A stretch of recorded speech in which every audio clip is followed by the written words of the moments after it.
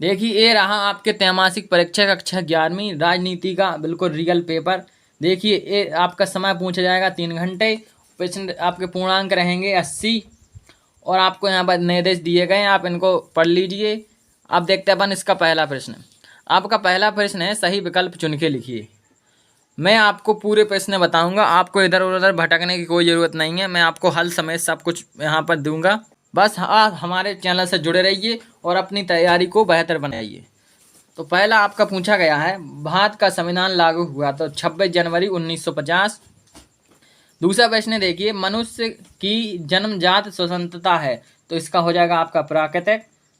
आपका देखिए तीसरा प्रश्न पूछा गया है निम्नलिखित लिखित या अलिखित नियमों के संकलन को कहते हैं तो इसको अपन कहते हैं संविधान। अब देखिए आपका यहाँ पर चौथा है मानव अधिकार दिवस मनाया जाता है, इसमें हो जाएगा आपका 10 दिसंबर। अब देखिए आपका पांचवा है संपत्ति के अधिकार को किस संशोधन द्वारा हटा दिया गया था, इसमें आपका आंसर हो जाएगा आ नंबर 44 में संविधान संशोधन के द्वारा। अब देखिए आपका है छठवां क्वेश्चन राजनीतिक दलों को मान्यता देने का कार्य करता है तो इनको देने का कार्य करता है चुनाव आयोग। आपका जो चुनाव आयोग है वो राजनीतिक दलों को मान्यता देता है। अब देखिए आपके सामने है सही खालिस्तान। आपके दूसरे प्रश्न में खालिस्तान की पूर्ति कीजिए ये प्रश्न है, ये आपके 7 नंबर के पूछे जाएंगे। तो देखिए आपका पहला खालिस्तान है संविधान सभा की प्रथम बैठक खालिस्तान में हुई थी तो आपकी 9 दिसंबर 1946। दूसरा प्रश्न है नीति निर्देशक तत्व खालिस्तान से लिए गए तो नीति निर्देशक तत्व आपके लिए गए हैं आयरलैंड के संविधान से। मैं आपको यहाँ पर लिख देता हूँ, देखिए मैंने यहाँ पर लिख दिया आयरलैंड। अब देखिए आपका तीसरा प्रश्न है लोकसभा की निर्वाचित सदस्य संख्या है तो आपकी उसका हो जाएगी 543। चौथा है गवर्नमेंट ऑफ इंडिया एक्ट कब आया था तो ये होता 1935 में। देखिए आपका पांचवा प्रश्न है डॉक्टर राजेंद्र प्रसाद भारत के खालिस्तान राष्ट्रपति थे तो आपके प्रथम राष्ट्रपति थे, ये आपका यहाँ पर प्रथम लिखा हुआ है। अब देखिए आपका छठवां है सूचना का अधिकार नियम खालिस्तान में बना तो ये आपका बना था 2005 में। अब देखते हैं बस सातवां है खालिस्तान ने द रिपब्लिक पुस्तक के लेखक हैं तो प्लेटो हैं जो आपके द रिपब्लिक ऑफ पुस्तक के लेखक हैं। अब मैं आपको यहाँ पर तीसरा प्रश्न दिखाने वाला हूँ। देखिए मैंने आप पूरा पेपर सेट हल कर लिया है, मैं सिर्फ आपको बताने वाला हूँ इसलिए आप ध्यान से देखिए और पूरा पढ़ के जाइए। देखिए ये रही आपकी सही जोड़ियाँ। पहली सही जोड़ी है अनुच्छेद 368, इसका हो जाएगा आपका ई नंबर का संसद को संविधान में संशोधन का अधिकार। देखिए इसका हो जाएगा आपका ए। दूसरा देखिए नेशनल मंडेला ये है आपके अफ्रीका दक्षिण अफ्रीका।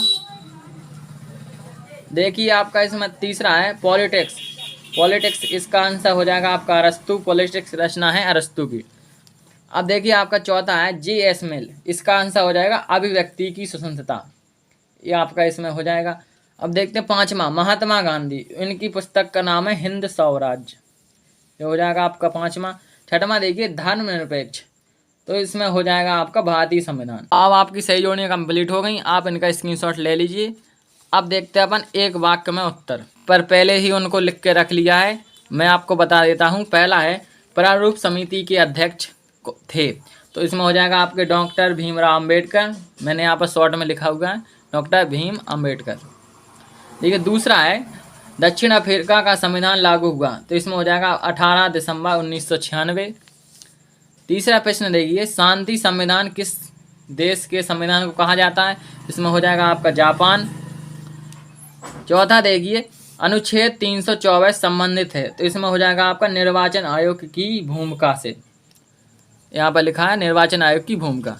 पांचवा प्रश्न देखिए स्थानीय स्वशासन की संस्थाओं को संवैधानिक दर्जा प्रदान किया गया तो उससे हो जाएगा 1993, 24 अप्रैल 1993 इसका आंसर है। अब देखिए छठवां राष्ट्रपिता के नाम से जाना जाता है तो राष्ट्रपिता के नाम से आपके गांधी जी को जाना जाता है। अब देखिए आपका सातवां प्रश्न है केंद्र और राज्य के मध्य उठे विवाद का निपटारा कौन करता है तो इसका हो जाएगा सर्वोच्च न्यायालय अनुच्छेद 131 के अंतर्गत।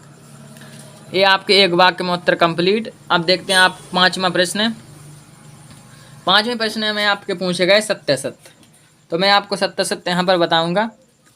पहला देखिए, संघ सूची में प्रतिरक्षा को शामिल किया गया, ये आपका सत्य है। दूसरा देखिए, भय से मुक्ति रचना आग सांसू की है, ये आपका सत्य है। तीसरा प्रश्न देखिए, राम मनोहर लोहिया देश के प्रधानमंत्री थे, ये आपका सत्य है।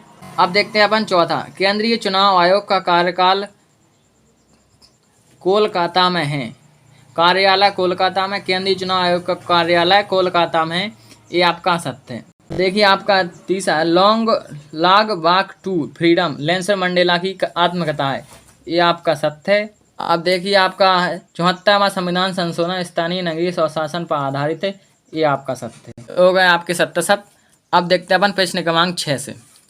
यहाँ से आपके प्रश्न क्रमांक 2-2 नंबर के प्रश्न शुरू हो गए। देखिए आपका बिल्कुल ऐसा ही छपेगा, 2 अंक 3 अंक ऐसी इस प्रकार आपके पेपर में छप के आएंगे।